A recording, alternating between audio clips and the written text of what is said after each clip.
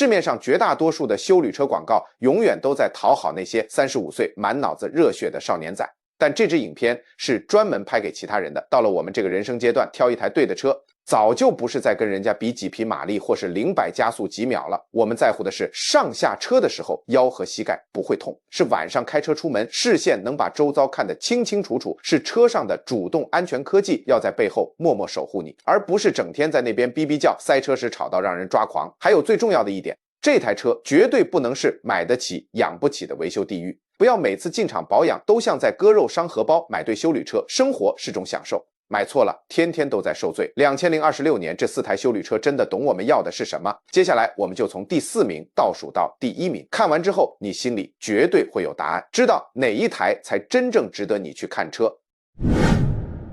我們直接從第4名開始，2026年式的 Lexus RX 350。什麼叫真正的豪華？不是展间裡那些亮晶晶的裝潢，而是当你實際坐進駕駛座的那種安定感。這台車之所以能拿到第4名，原因非常簡單，它帶給你的舒適度、車室質感，還有那種讓人放100個心的長期妥善率，是普通國產或一般品牌休旅車完全沒辦法比的。在台灣買到這個等級的熟齡車主，要的無非就是一份尊榮與省心，不用去跟人家比什麼0到100加速。RX 350光憑那個極度安靜的車艙、高質感的全皮革內裝，還有配備給的大方誠意，就非常吸引人。更不用說它在同級豪華車裡後續的養車成本和二手殘值，那是公認的資優生。对於預算足夠想讓自己每天出門開車都像在享受的車友來說，這台車你很難挑出大毛病。我們先來聊聊對熟齡駕駛最關鍵的痛點，也就是上下車的姿勢。RX 350不論前座後座，車門開度都非常大，它的底盤高度設計的剛剛好，你不用像爬大卡車那樣辛苦爬上去，也不用像坐轎車那樣整個人沉下去。相信我，對於膝蓋不好或是腰受過傷的車友來說，這種一轉身就能順順坐進去的高度，天天上下車累積下來，真的會讓你的關節非常感激它。再來是它的隔音。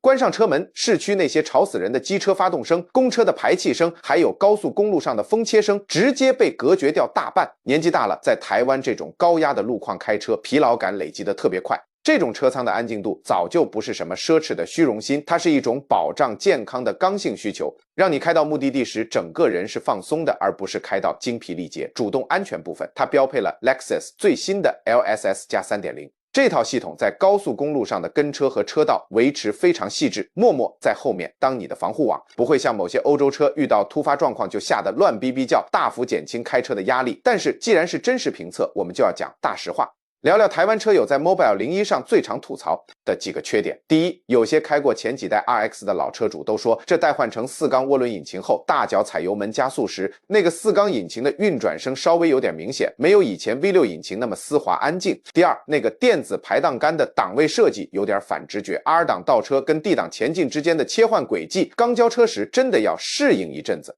第三，它那個全新的電子外門把，你手伸過去拉的時候，系統會稍微遲一個0.幾秒門才會彈開，有時候手感很不習慣。這些雖然不是什麼致命傷，但如果你追求的是完全不用動腦、最直覺的操作，去看車試乘時一定要特別留意這幾點。在台灣，這台車要價200多萬台幣起跳，確實是這份名單裡最貴的一台。但如果你在2026年想要的是最頂級、最精緻的日常通勤體驗，這個價錢換來的造車工藝和品質絕對對得起它的身價。接下來我們要看第3名，它給了你幾乎跟 Lexus 旗鼓相當的安全規格，但價格親民非常多，而且它還完美解決了熟齡車友在路上開車時公認最害怕的最大噩夢到底是哪一台？我們繼續看下去。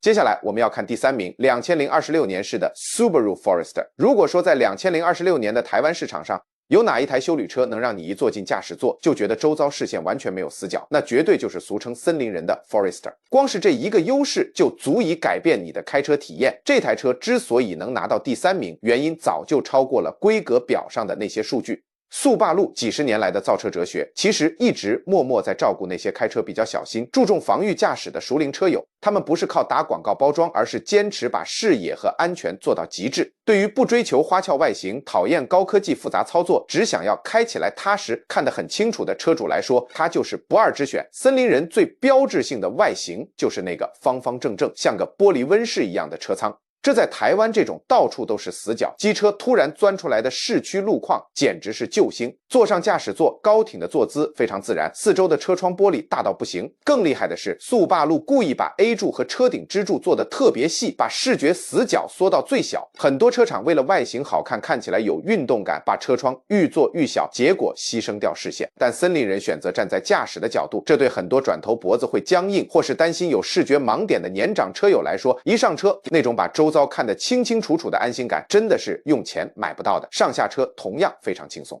车门打開的角度接近90度，椅墊的高度設計得剛剛好，膝蓋不用出力，一轉身就坐進去了。講到安全，這台車在台灣車友圈基本上就是神話等級，它連續18年拿到國外最嚴格的撞擊測試最高安全殊榮，這記錄到現在還沒有對手能打破。這不是行銷話術，而是這台車的車體結構真的像坦克一樣硬，而且不管是100萬出頭的入門款還是頂規版，全部都標配最新的3眼 EyeSight 智能駕駛安全輔助系統，在路上就像有另一個人幫你盯着路況，必要時直接幫你把剎車踩死。不管是預算多少，安全完全不打折。另外還有一個台灣車友非常讚賞的細節，就是它的後行李箱。森林人的後車廂開口很大，而且離地高度非常低，這意味着你平常去大潤發買菜載重物，甚至上下長輩的醫療折疊輪椅時，不用在那邊彎腰死命往上搬，高度剛好在腰部以下。对於腰椎和肩膀受過傷的人來說，這個貼心設計每天都在幫你省力。在台灣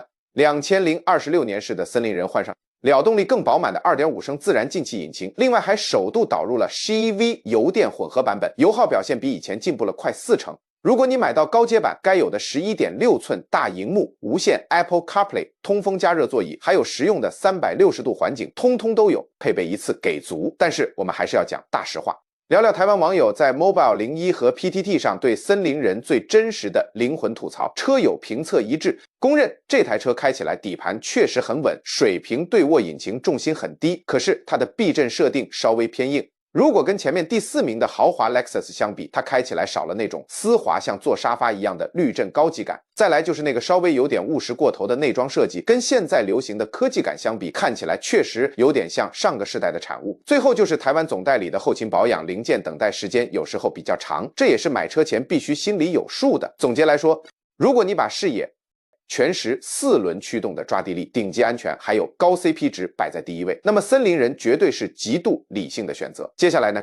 我們要看第2名，這台車是台灣長年以來的進口休旅車霸主。對熟齡車友來說，它理想的上下車高度、同級最大的置物空間，加上那種開到天荒地老都不會壞的變態妥善率，讓它成為全台灣各大展示間裡最不會踩雷的萬用解藥。我們馬上來看第2名是哪一台。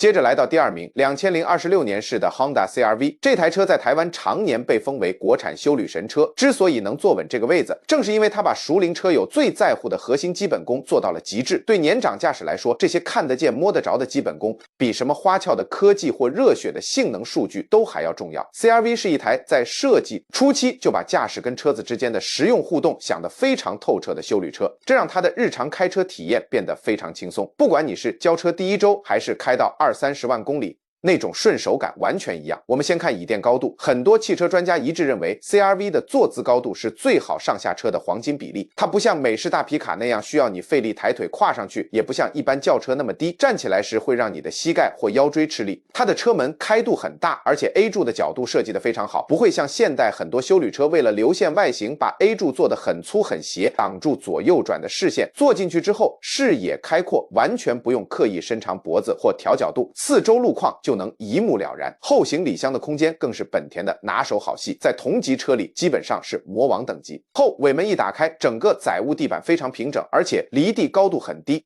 不論你平常是去好事多採買塞滿高爾夫球具，還是需要頻繁上下長輩的輪椅跟大件行李，它都完全不需要你用尷尬的姿勢死命往上搬。这個小細節每個禮拜都在幫你的腰跟肩膀省力。在安全配備上，全車系標配的 Honda Sensing 運作起來沉穩而且讓人放心。它的車道維持跟主動跟車作動很柔和，不會像某些牌子的安全系統那麼神經質。遇到台灣市區的機車切進來就嚇得亂逼逼叫，甚至是無預警急剎。這種可靠不會沒事驚嚇駕駛的設定，才會讓車友願意一直開啟它。而這往往也就是在關鍵时刻保障安全的时刻。特別值得称讚的一點，也是台灣車友評測最滿意的地方，就是中控台的配置。在現在全車廠都把冷氣、音量全部塞進觸控熒幕的時代，2026年式的 CR-V 依然堅持保留了實體的冷氣旋钮和音量鍵。這意味着你手伸過去，不用低頭看熒幕，不用在選單裡點好幾層，盲操就能直接調整溫度。這種老派的堅持，在開車時才是最安全、最讓人放心的設計。在台灣，這代 CR-V 提供傳統的 1.5 升渦輪汽油版，價格落在100萬上下。而2026年，大家最關注的就是全新追加的 2.0 升 eHEV 電油動力，平均油耗1公升可以跑超過20公里，開起來既有電動車的順暢，又完全沒有里程焦慮。全台密密麻麻的本田保養廠也讓後續維修完全不用擔心。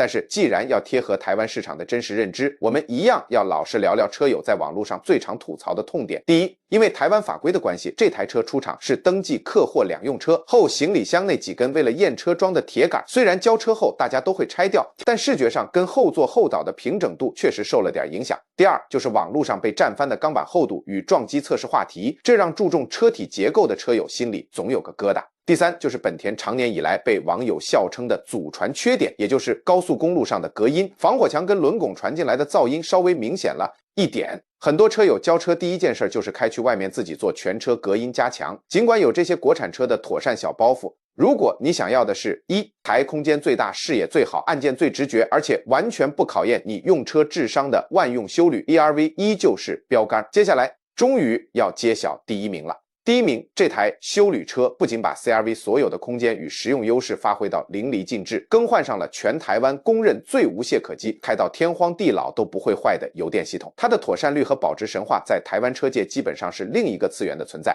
我們馬上來看冠軍到底是誰。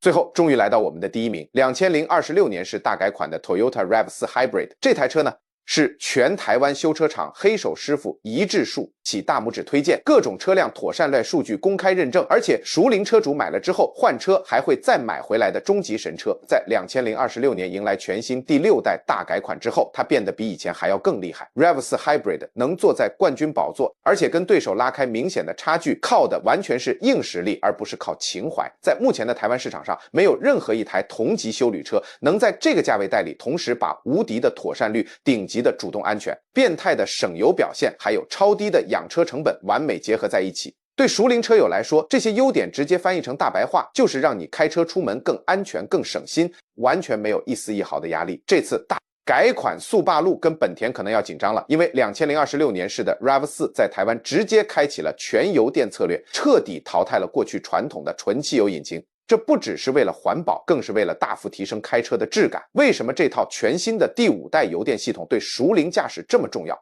在台灣最容易塞車、走走停停的市區路況裡，這台車1公升居然能跑到將近20公里。但比省油更讓人驚豔的是它的行車質感，在低速行駛或等紅綠燈時，它是完全純電帶動的，車艙裡安靜到像熄火一樣，起步加速絲滑順暢，完全沒有傳統汽油車那種引擎抖動和拉轉的噪音。對於覺得市區塞車很耗精神、容易開到心煩氣躁的年長車友來說，這種安靜平穩的動力輸出，開1個禮拜你就會明顯發現自己開車開得沒那麼累了。全新第6代還升級了底盤架構，車身剛性大幅提升，還加了大量的高減震材質。這帶來最直接的好處就是高速過彎更穩，而且把台灣柏油路面那些拉拉雜雜的碎震跟爛路感過濾得乾乾淨淨。年紀大了，骨頭跟腰椎對路面的顛簸特別敏感，這種沉穩扎實的行路質感才是最實在的享受。在主動安全方面，這次直接首發標配了最頂級的 TSS 4.0 智行安全系統，不管是前行剎停、行人偵測還是車道維持，防護網做的比名單上任何一台車都還要全面。其中最貼心的是它首度加入了駕駛疲勞與專注力監控系統，它會默默觀察你的駕駛行為，一旦發現你有分心或是因為吃藥長途駕駛導致疲勞的跡象，車子就會主動提醒你該進服務區休息了。這絕對不是什麼華而不實的花俏科技，這是關鍵時刻能保命的剛性安全工具。講到養車，台灣很多人開車都在看後續開銷，如果買到一台不對的歐洲車，過保固後隨便一個變速箱或環保材質零件壞掉，隨便就是幾萬甚至10幾萬的維修單。對於想好好控管生活開銷的車友來說，這種突如其來的財務驚嚇真的會讓人瘋掉。但 RAV4 的變態妥善率基本上讓這種維修噩夢發生的幾率降到接近0。它每天早上發動絕對不會對你發脾氣，除了定期回廠換個機油、調個胎，它幾乎不需要你多花心思照顧。全新的第6代。內裝也全面翻新，換上了實用的12.3寸全數位儀表，而且謝天謝地 ，Toyota 依然在冷氣跟常用功能上保留了大量的實體按鍵，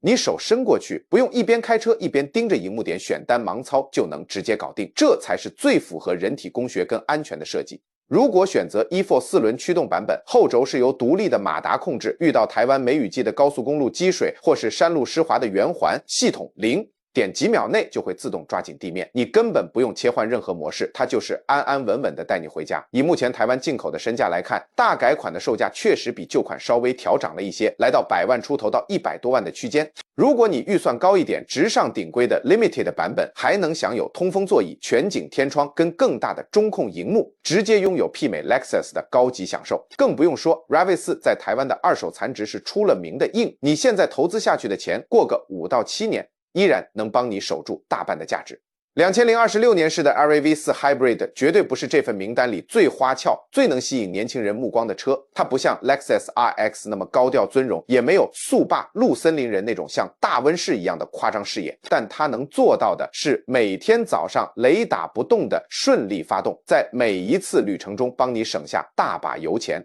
用最頂級的安全系統保護你跟家人，並且在未來的10幾年裡，用最便宜的保養成本讓你開得毫無壓力，這就是一台挑不出缺点、最完美的萬用解藥。如果這支影片有幫到你，或是幫到你身邊正在挑車的長輩，記得分享出去。因为在人生這個階段，買錯一台不適合自己的車，損失的絕對不只是錢，還有珍貴的開車自主權。在下一支影片裡，我們要直接來揭秘，在2026年買任何一台中古休旅車之前，你絕對要檢查的5個關鍵死角。這些地方，全台灣的中古車商都拜託你千萬不要看，記得訂閱才不會錯過。我們下一支影片見。